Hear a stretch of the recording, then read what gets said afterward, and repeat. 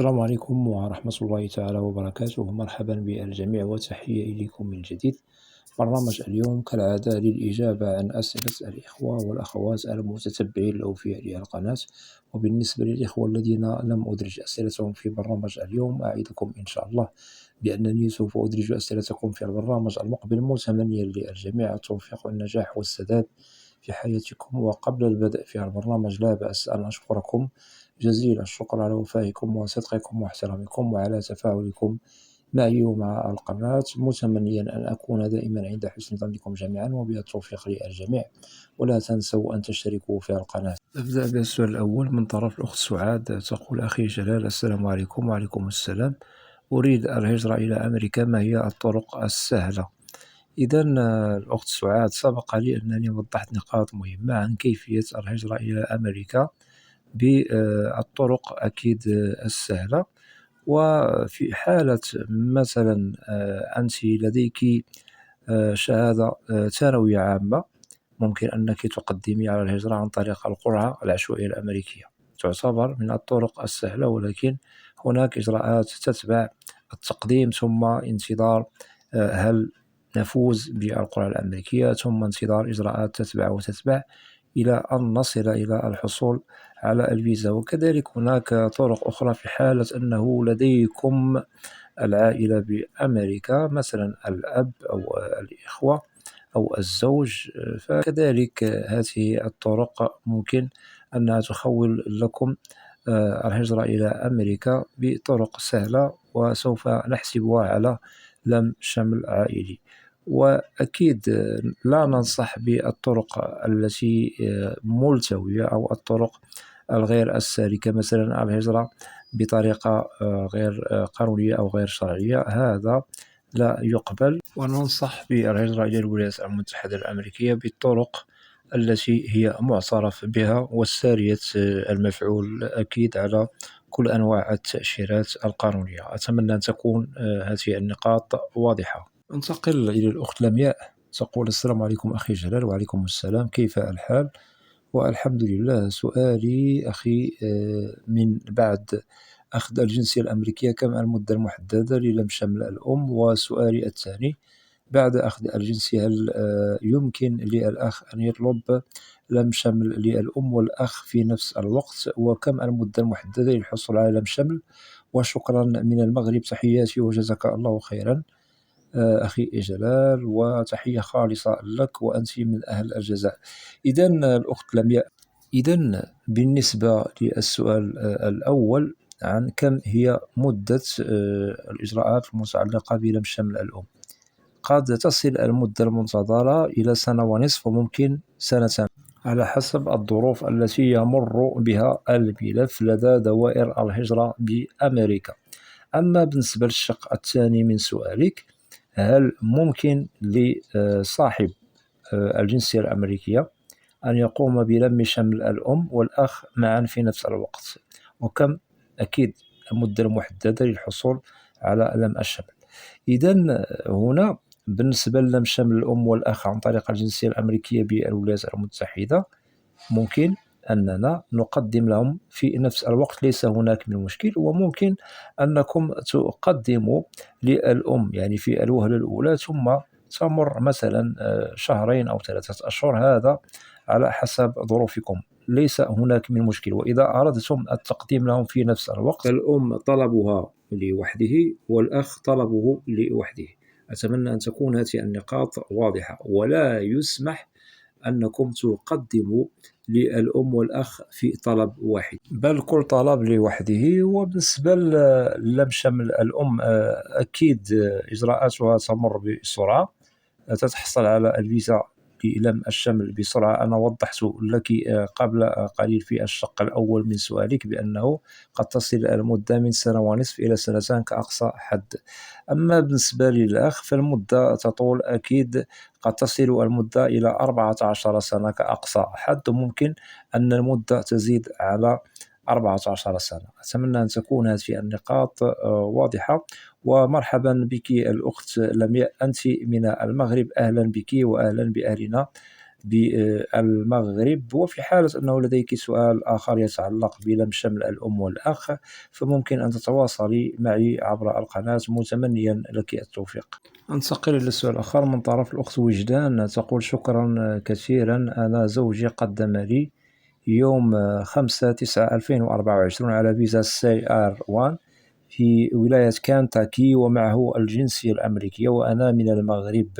إذا الأخت وجدان، مادام أنه الزوج قدم لك في 5/9/2024، فأنتم أكيد اقتربتم من نقطة الفصل والحسم، إنكم اقتربتم من سنة أكيد، على حسب ما وضحتم. قدمتم في 5/9/2024، ولن يتبقى إلا يومين وسوف تتمم سنة على تقديم ملف أو فيزا CR1 التي تتعلق بلم شملكم عن طريق فيزا زواج إلى الولايات المتحدة الأمريكية. أكيد الزوج معه الجنسية الأمريكية، مقيم بولاية كنتاكي. الأخت وجدان، هل الزوج قدم عن طريق محامي هجرة أم أنه قدم الملف لوحده؟ لازم أن توضحي لنا هذا. وهل توصلتم يعني بالموافقة المبدئية من طرف مركز الهجرة والمواطنة USS؟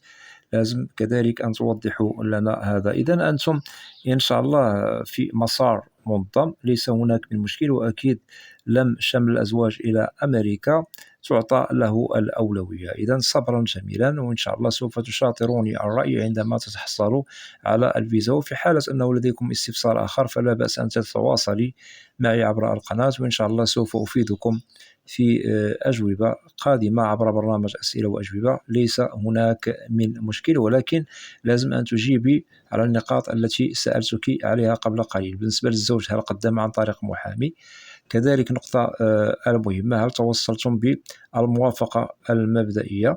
لأنه هذا سوف يوضح لي معالم السؤال أكثر وأكثر، وسوف أجيبكم في البرنامج المقبل. وعلى حسب ما استنتجت، ممكن أنه توصلتم بالمرحلة المبدئية، أي الموافقة على طلبكم. هذا لم توضحيه الأخت وجدان، ممكن أن تقومي بتوضيحه إن شاء الله في سؤال قادم عبر القناة. متمنيا لك التوفيق ومرحبا بك. ننتقل للأخت فاطمة، تقول: السلام عليكم ورحمة الله وبركاته. وعليكم السلام، أنا من الجزائر. حاليا وصلوا إلى 58,000 ورقمي 59,000، هل هناك أمل يكملوا ولا لا؟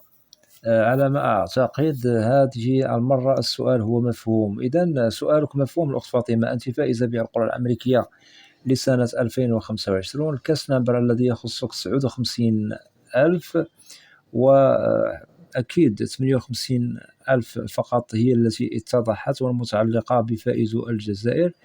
ليس هناك من أمل الأخت فاطمة، لأنه اقتربنا من نهاية إجراءات القرعة العشوائية الأمريكية لسنة 2025 في سبتمبر الحالي، أي في نهاية سبتمبر سوف تنتهي إجراءات القرعة الأمريكية لسنة 2025، وسبق لي أنني وضحت هذا.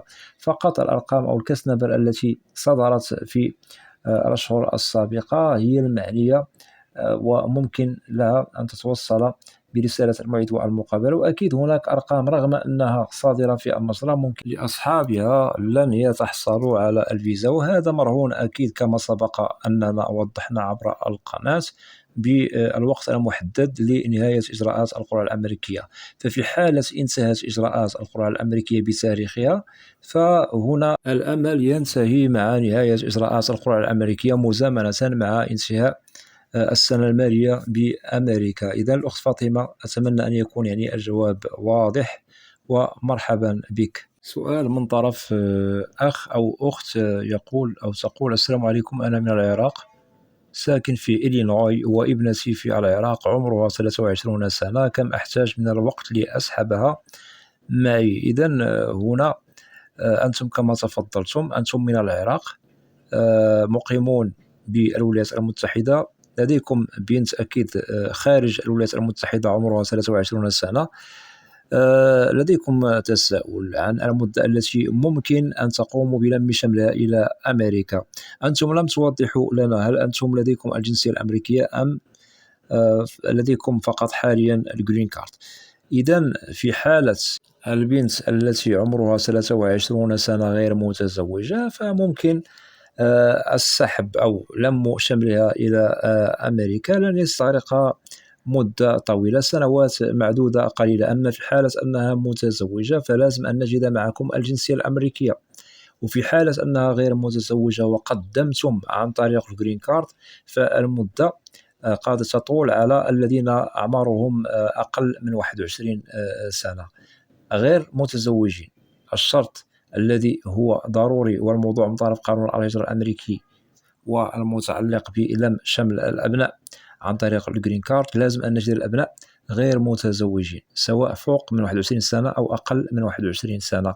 أما في حالة البنت حاليا متزوجة وعمرها أكيد 23 سنة، فلازم أن نجد معكم الجنسية الأمريكية، ولا يمكنكم التقديم لها عن طريق الجرين كارد في حالة أنها حاليا متزوجة. أتمنى أن يكون يعني الجواب واضح. إذا ممكن أن توضحوا لنا، هل أنتم لديكم الجرين كارد أم لديكم جرين كارد مع الجنسية الأمريكية؟ وهل البنت هي متزوجة؟ في حالة أنكم أجبتم فسوف يتضح لي معالم السؤال أكثر وأكثر، وسوف أجيبكم في البرنامج المقبل وبالتوفيق. ننتقل إلى الأخت إيمان، تقول: من هم الأشخاص الأكثر عرضة إلى نموذج DS 5535؟ إذا للتأكيد سبق لي أنني وضحت نقاط مهمة عن هذا الاستمارة أو هذا الفورم DS 5535 عبر القناة.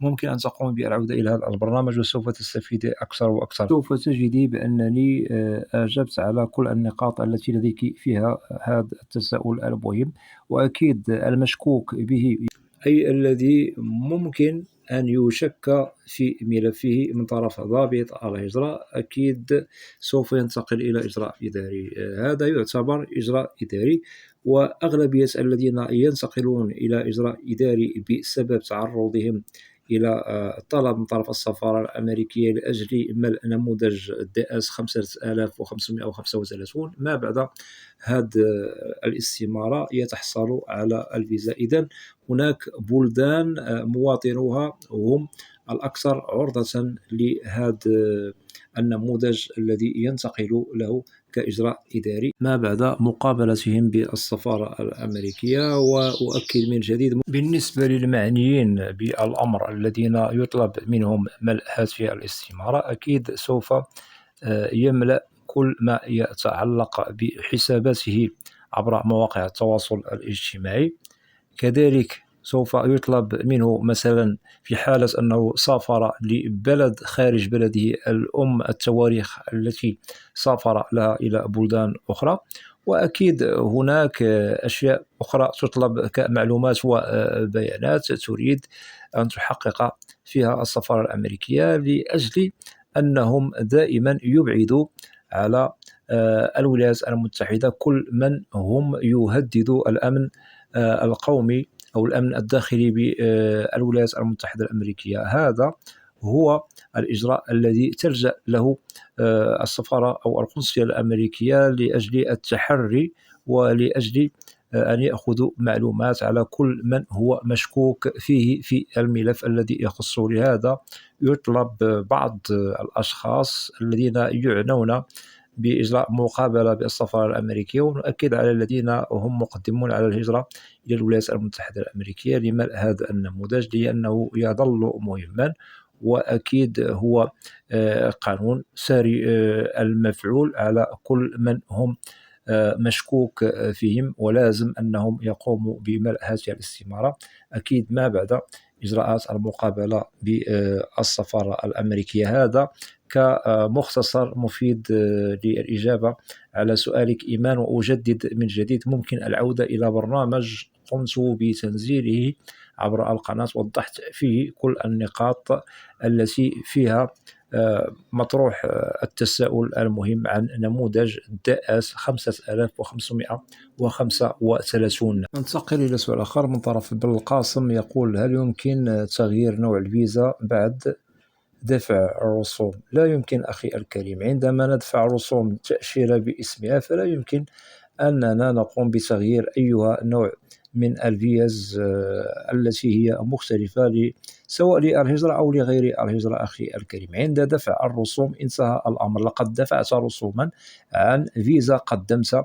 عليها، ولا يمكن لنا أن نقوم بتغيير نوع التأشيرة. فما بالك أخي الكريم عندما نفرض قدمت على تأشيرة باسمها، يوم المقابلة في حالة رفضت لك التأشيرة فلا يمكنك أن تسترد يعني الرسوم التي دفعتها على كل فيزا، سواء فيزا للهجرة، سياحة، زيارة، دراسة إلى غير ذلك، أو لم شمل مثلا العائلي الذي يحسب على فيزا هجرة إلى غير ذلك. أتمنى أن يكون الجواب واضح، ومرحبا بك. أنتقل للأخ يوزا جولدمان، يقول أنا تقني تكييف وتبريد من 15 سنة، تجربة 2 تكوين مهني، هل يقبل ضابط الهجرة هذا الشرط؟ وشكرا. إذا الأخ يوزا جولدمان، لازم أن توضح لي التأشيرة التي أنت مقدم عليها، هل هي تأشيرة عمل، فيزا قرعة أمريكية، أو تأشيرة يعني بشكل آخر؟ لازم أن توضح لنا نوع التأشيرة التي أنت مقدم عليها، وإن شاء الله ممكن أنني سوف أجيبك في البرنامج المقبل، ليس هناك من مشكل. متمنيا لك التوفيق ومرحبا بك. انتقل للأخ محمد بوطو، يقول سلام أخي جلال. وعليكم السلام، كيف الحال؟ والحمد لله. معك محمد من الولايات المتحدة الأمريكية، ولاية نيويورك. أنا قدمت لإخوتي من سنة 2011. كم هي المدة أخي؟ الله يرحم لك الوالدين وجزاك الله خير، وأنت من أهل الجزاء. إذا أخي محمد، أنت كما تفضلت مقدم للإخوة منذ سنة 2011. إذا أردنا أن نحسب المدة، فأنتم اقتربتم من نقطة الفصل والحسم لإتمام الإجراءات. لازم أخي محمد أن توضح لي، هل أنت قدمت لوحدك الملف أي الطلب؟ وكم من الإخوة الذين قدمت لهم الطلب؟ وكذلك ممكن أن توضح لنا، هل قدمت عن طريق محامي هجرة أم أنك قدمت لوحدك الملف؟ إذا هنا لا داعي للقلق. استنتجت بأنه الملف لدى ناشونال فيزا سنتر، بحكم أن الطلب قد مر عليه 14 سنة. أنتم اقتربتم من نقطة الفصل والحسم، ولكن لازم أن تتواصل معي مرة بمرة أخي محمد، لكي نطمئن عليكم ولكي نعرف مسار ملفكم، وممكن أننا سوف نفيدكم إلى أن تصلوا إلى بر الأمان. إذا أخي محمد، ضروري ومؤكد توضح لي، هل قدمتم عن طريق محامي هجرة؟ وكذلك النقطة التي هي مهمة بالنسبة للطلب المتعلق بالإخوة، كم من أخ قدمت له على ألم الشمل؟ وضعك الاجتماعي بأمريكا، ظروفك المادية، دخل، حساب بنكي، سكن إلى غير ذلك. كل هذه الأسئلة التي طرحتها عليك لازم الإجابة عليها عبر سؤال في القناة، وإن شاء الله أعدك بأنني سوف أجيبك في برنامج قادم، والذي يعنى ببرنامج أسئلة وأجوبة، الذي أقوم بالإجابة فيه على كل الأسئلة المتعلقة بالإخوة والأخوات المتابعين، سواء القدماء والجدد للقناة، وأنا لا أستثني منكم أحدا. ولا تنسى أن توضح لي جنسيتك، من أي بلد أنت، وبالتوفيق. أنتقل للأخت وجدان، تقول بالنسبة لي لم الشمل والنشرة المتعلقة به. إذا النشرة المتعلقة بلم الشمل العائلي ليست هي النشرة المتعلقة بالقرعة العشوائية الأمريكية، هذا للتأكيد الأخت وجدان. وسبق لي أن وضحت نقاط مهمة عن الاختلاف الذي هو ما بين نشرة لم شمل عائلي إلى أمريكا والنشرة المتعلقة بالفائزين بالقرعة الأمريكية. وأكيد ممكن العودة إلى هذا البرنامج وسوف تستفيدي أكثر وأكثر، وبالتوفيق. وأكتفي بهذا القدر من الأسئلة، وأتمنى من الإخوة والأخوات الذين لا زالوا لم يشتركوا في القناة، أدعوكم للاشتراك في القناة وتفعيل زر الجرس ليصل إليكم كل جديد. ولا تنسوا أن تدعمونا دائما بلايك، لكي نصل إلى أكبر نسبة من المشاهدة. وبالنسبة للقناة، محتواها كامل وشامل عن الهجرة والمهاجر إلى الولايات المتحدة الأمريكية بشكل عام وكتعريف.